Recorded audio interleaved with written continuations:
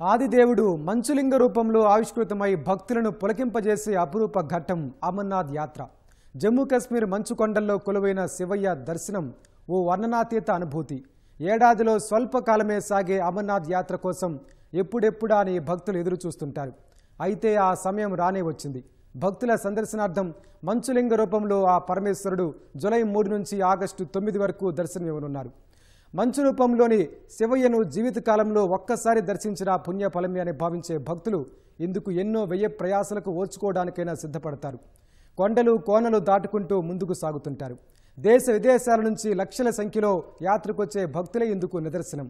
హరహర మహాదేవ శంభో శంకర అంటూ సాగే ప్రయాణం భక్తులకు జీవితకాలపు అనుభూతుల్ని మిగుల్చుతుంది. ఈ నేపథ్యంలో అమర్నాథ్ యాత్ర ప్రత్యేకతలు, భక్తుల విశ్వాసానికి కారణాలు, అక్కడి ప్రస్తుత పరిస్థితులు తదితర అంశాలను తెలిపే ప్రత్యేక కథనమే ఇది.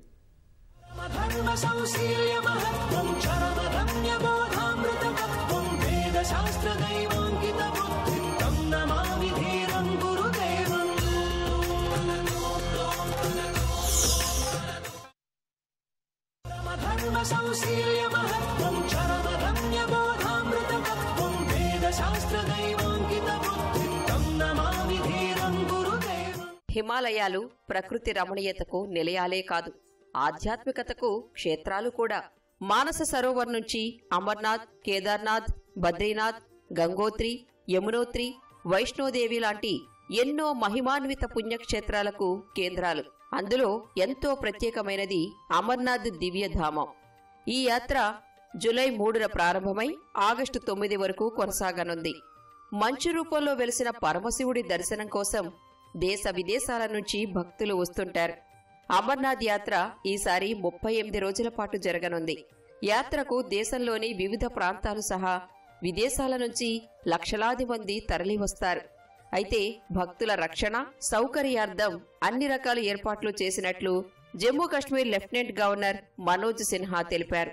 జూన్ 3న ప్రారంభమయ్యే మంచులింగ దర్శనం కోసం బేస్ క్యాంప్ నుంచి జూన్ 2న తొలి బ్యాచ్ బయలుదేరింది. ఈ బ్యాచ్ను ఎల్జీ మనోజ్ సిన్హా జెండా ఊపి ప్రారంభించారు.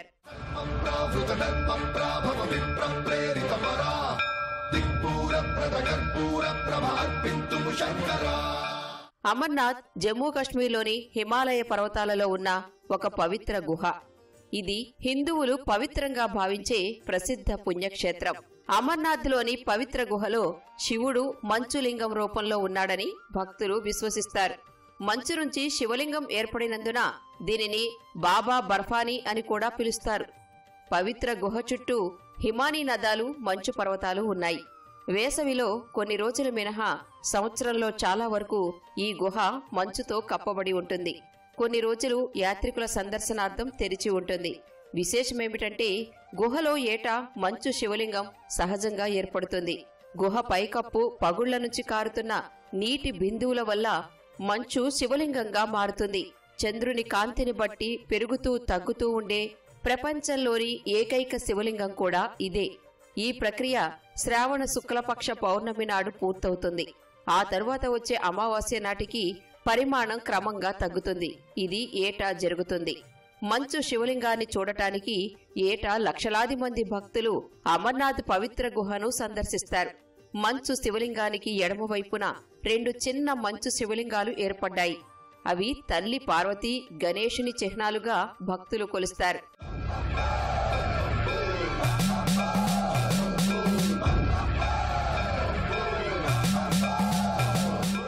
అమర్నాథ్ గుహ జమ్మూ కాశ్మీర్లోని గందర్బల్ జిల్లాలో అమర్నాథ్ పర్వతంపై 17,000 అడుగుల ఎత్తులో ఉంది. దక్షిణ కశ్మీర్లోని శ్రీనగర్కు 141 కిలోమీటర్ల దూరంలో ఉంటుంది. గుహ లిడ్డర్ వ్యాలీకి చివరిలో ఇరుకైన లోయలో ఉంది. అమర్నాథ్ గుహ పెహల్గాం నుంచి 46 కిలోమీటర్ల దూరంలో ఉంటే బాల్తాల్ నుండి 14 కిలోమీటర్ల దూరంలో ఉంటుంది. గుహ సముద్ర మట్టానికి 3,888 మీటర్ల ఎత్తులో ఉంది. కాలినడకన లేదా పోనీ అంటే గుర్రాలు, డోలీల ద్వారా చేరుకోగలుగుతారు. యాత్రికులు పెహల్గాం నుంచి 46 కిలోమీటర్లు లేదా బాల్తాల్ నుంచి 14 కిలోమీటర్ల దూరంలో ఉన్న ఏటవాలు వంకర పర్వత మార్గం గుండా ట్రెక్కింగ్ ద్వారా అమర్నాథ్ చేరుకుంటారు. అమర్నాథ్కు పెహల్గాం నుంచి ప్రారంభమయ్యే దారి 46 కిలోమీటర్లు. ఈ మార్గంలో ప్రయాణించడానికి 5 రోజులు పడుతుంది. రెండోదైన బాల్తాల్ మార్గం నుంచి గుహ దూరం 14 నుంచి 16 కిలోమీటర్లు ఉంటుంది.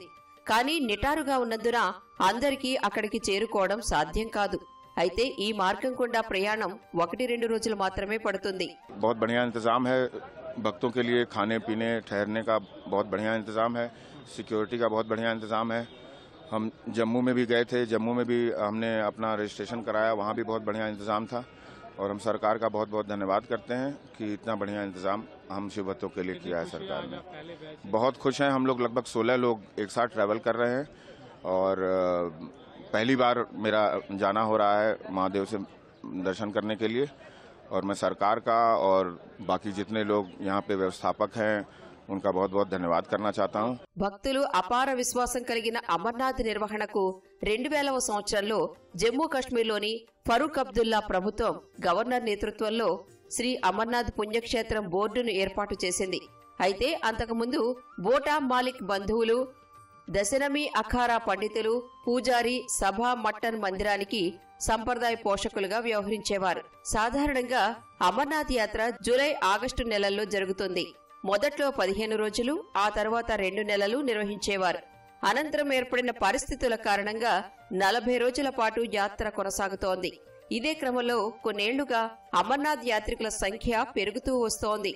1990లో వేల సంఖ్యలో వచ్చే భక్తులు కొన్ని సంవత్సరాల తరువాత లక్షల సంఖ్యలో రావడం ప్రారంభమైంది. అలా 2011లో రికార్డు స్థాయిలో 6.34 లక్షల మంది యాత్రికులు అమర్నాథ్ను సందర్శించుకున్నారు. 2025 ఏడాదికి గాను जून 2 नाटिकी 3.31 लक्षल मंदी रजिस्टर చేసుకున్నారు। जी हमारा तो सौभाग्य रहा है कि आज जो जितने भी श्रद्धालु पहले जत्थे में जा रहे हैं, श्री अमरनाथ जी यात्रा में अपना हिस्सा ले रहे हैं, उनको रवाना करने का जो हमें मौका मिला है, हम तो अपना बहुत सौभाग्य समझते हैं कि इनकी यात्रा में हम एक हिस्सा बन सके और हमें उम्मीद है कि इनकी जो ये यात्रा है वो सफलतापूर्वक होगी और सुखद होगी। जम्मू कश्मीर हमेशा तैयार है सेवा में। श्री अमरनाथ जी यात्रा को सालाना हम पूरे उत्सुकता से इंतजार करते हैं और हमें उम्मीद है, देखिए जैसे अभी भी जा रहे हैं, बहुत उत्सुकता है श्रद्धालुओं में और हमें उम्मीद है कि जैसे जैसे और लोग जुड़ेंगे, जैसे जैसे आज का जो ये हमारा मैसेज है पूरे भारत क्षेत्र में के हर कोने में जाएगा, तो और श्रद्धालु जुड़ेंगे। हम कभी भी हम अपना सर मस्तक झुकाया नहीं है किसी और के सामने, सिर्फ हमारे बाबा भोलेनाथ के सामने और ऊपर वाले के सामने। और हमें उम्मीद है कि सारे जितने भी लोग हमें आज सुन रहे हैं वो ये आश्वासन लें कि जम्मू कश्मीर तैयार है आपकी सेवा के लिए और हम आशा करेंगे और हमारी पूरी अग्रसर ये तैयारी है। ఇతర పుణ్యక్షేత్రాలకు వెళ్లినట్లుగా అమర్నాథ్ కు అప్పటికప్పుడు అనుకుని వెళ్లే అవకాశం లేదు. ముందుగా రిజిస్ట్రేషన్ చేయించుకోవాలి. ప్రతికూల వాతావరణం, భౌగోళిక పరిస్థితుల నేపథ్యంలో పూర్తి ఆరోగ్యంగా ఉన్నవారే దీనికి అర్హులు. యాత్ర చేయాలని భావించేవారు తప్పనిసరిగా ఆరోగ్య ధృవీకరణ పత్రం తీసుకురావాలనే నిబంధనను అమర్నాథ్ ష్రైన్ బోర్డు అమలు చేస్తుంది. యాత్రకు వెళ్లేవారు చలి, వాన నుంచి రక్షణ కోసం మంకీ క్యాప్లు, స్వెట్టర్లు, చేతికి గ్లౌజులు, కాళ్లకు షూ తీసుకువెళ్లాల్సి ఉంటుంది. కొంత దూరం మంచుకొండల మీదే నడవాలి.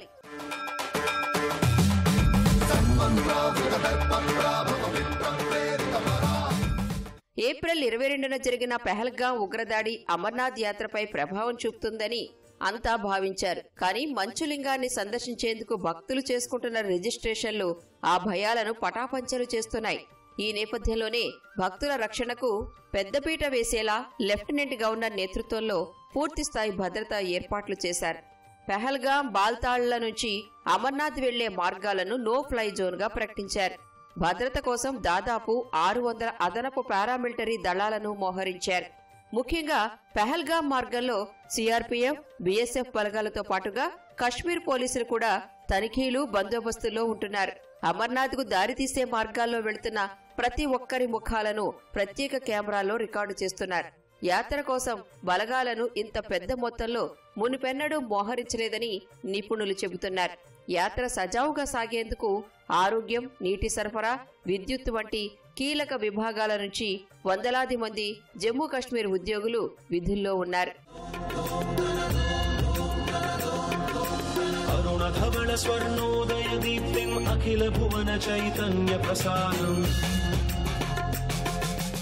దాదాపు 38 రోజుల పాటు జరిగే అమర్నాథ్ యాత్రకు దేశ నలుమూలల నుంచి ఇప్పటికే భక్తులు బయలుదేరారు. మంచులింగ దర్శనం చేసుకుని జీవితకాలం పుణ్యఫలం పొందాలని శివయ్య భక్తులు అమర్నాథ్ దిశగా ప్రయాణాలు సాగిస్తున్నారు. మరికొందరేమో రిజిస్ట్రేషన్లు చేసుకునే పనిలో పడ్డారు. ఏదేమైనా అమర్నాథ్కు వెళ్లే ప్రతి ఒక్క భక్తులు ఎన్నో మధురానుభూతులతో యాత్రను పూర్తి చేసుకుని క్షేమంగా రావాలని కోరుకుందాం.